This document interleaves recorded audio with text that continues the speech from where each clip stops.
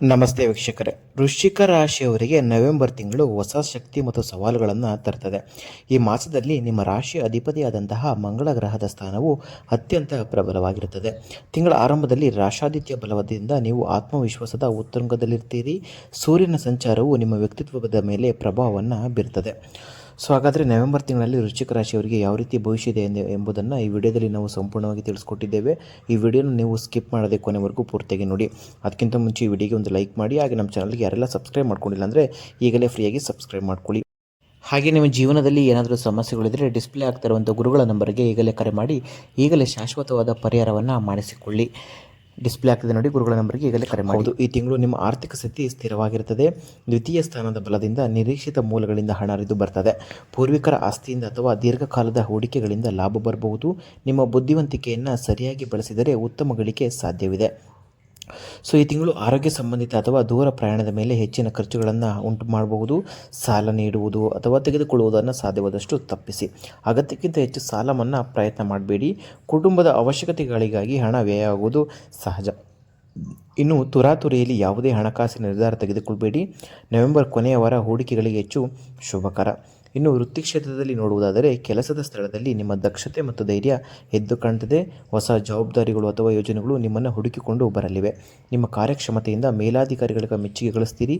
ಸಣ್ಣ ಪುಟ್ಟ ರಾಜಕೀಯ ಮತ್ತು ವಿಷಯಗಳು ಇರಬಹುದಾದರೂ ಕೂಡ ನಿಮ್ಮ ಏಕಾಗ್ರತೆಯಿಂದ ಅದನ್ನು ಮೀರಿ ನಿಲ್ತೀರಾ.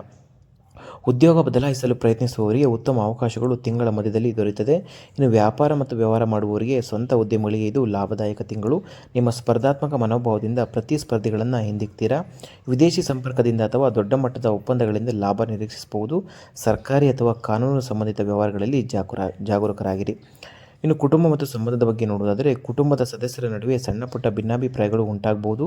ನಿಮ್ಮ ಮಾತುಗಳನ್ನು ನಿರ್ದಾಕ್ಷಿಣ್ಯವಾಗಿ ಹೇಳುವ ಸ್ವಭಾವದಿಂದ ಕೆಲವು ಸಂಬಂಧಗಳು ನೋಯಬಹುದು. ಆದರೂ ನಿಮ್ಮ ಪ್ರೀತಿ ಮತ್ತು ಕಾಳಜಿಯನ್ನು ನೀವು ವ್ಯಕ್ತಪಡಿಸಿದಾಗ ಮನೆಯಲ್ಲಿ ಶಾಂತಿ ನೆಲೆಸುತ್ತದೆ. ಸಹೋದರ ಸಹೋದರಿಯರೊಂದಿಗಿನ ಸಂಬಂಧ ಬಲಗೊಳ್ಳುತ್ತದೆ.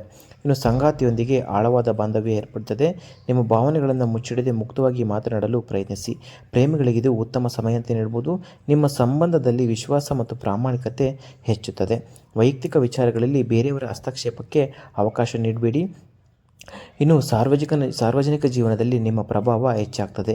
ನಿಮ್ಮ ನಾಯಕತ್ವ ಗುಣಗಳನ್ನು ಗುರುತಿಸಲ್ಪಡುತ್ತದೆ. ಇನ್ನು ಆರೋಗ್ಯ ಮತ್ತು ವಿದ್ಯಾರ್ಥಿಗಳ ಜೀವನ ಬಗ್ಗೆ ನೋಡೋದಾದರೆ ಆರೋಗ್ಯದಲ್ಲಿ ನಿಮ್ಮ ರಾಶಾಧಿಪತಿ ಮಂಗಳನ ಕಾರಣದಿಂದಾಗಿ ಅತಿಯಾದ ಶಕ್ತಿ ಮತ್ತು ಉತ್ಸಾಹದಿಂದ ಕೂಡಿರ್ತೀರಿ. ಆದರೆ ಈ ಶಕ್ತಿಯನ್ನು ಸರಿಯಾಗಿ ಬಳಸಬೇಕು.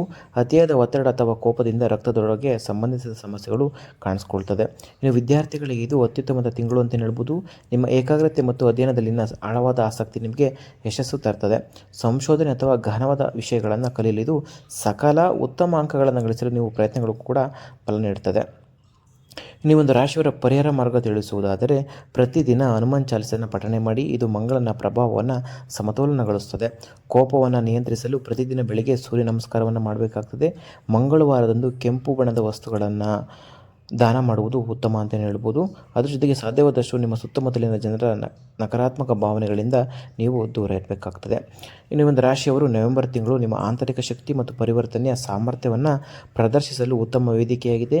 ನಿಮ್ಮ ಅಚಲ ಸಂಕಲ್ಪ ಮತ್ತು ದೃಢ ವಿಶ್ವಾಸದಿಂದ ನೀವು ದೊಡ್ಡ ಯಶಸ್ಸನ್ನು ಸಾಧಿಸ್ತೀರಾ. ಈ ಒಂದು ರಾಶಿಯವರ ಅದೃಷ್ಟ ಸಂಖ್ಯೆ ನೋಡುವುದಾದರೆ 9 ಅಂತಲೇ ಹೇಳ್ಬೋದು. ನಿಮ್ಮ ಅದೃಷ್ಟದ ಬಣ್ಣ ಕೆಂಪು ಮತ್ತು ಕಂದು. ಹೌದು, ನಿಮಗೆ ಶಕ್ತಿ ಸವಾಲುಗಳನ್ನು ಗೆಲ್ಲುವ ಸಾಮರ್ಥ್ಯ ಮತ್ತು ಸಮೃದ್ಧಿಯನ್ನು ತರಲಿ ಎಂದು ಹಾರೈಸ್ತಾ ಈ ಒಂದು ವಿಡಿಯೋನ ಮುಗಿಸ್ತಾ ಇದ್ದೀನಿ. ಹಾಗೆ ನಿಮ್ಮ ಜೀವನದಲ್ಲಿ ಏನಾದರೂ ಸಮಸ್ಯೆಗಳು ತಂದರೆ ಡಿಸ್ಪ್ಲೇ ಆಗ್ತಿರುವಂಥ ಗುರುಜಿ ನಂಬರಿಗೆ ಕಾಲ್ ಮಾಡಿ. ಮುಂದಿನ ಒಂದು ವೀಡಿಯೋಸ್ಗಳಲ್ಲಿ ಸಿಗೋಣ. ಅಲ್ಲಿವರೆಗೂ ನೋಡ್ತಾ ಇರಿ ನಮ್ಮ ಚಾನೆಲ್. ವಿಡಿಯೋ ನೋಡಿದ್ದಕ್ಕಾಗಿ ಧನ್ಯವಾದಗಳು.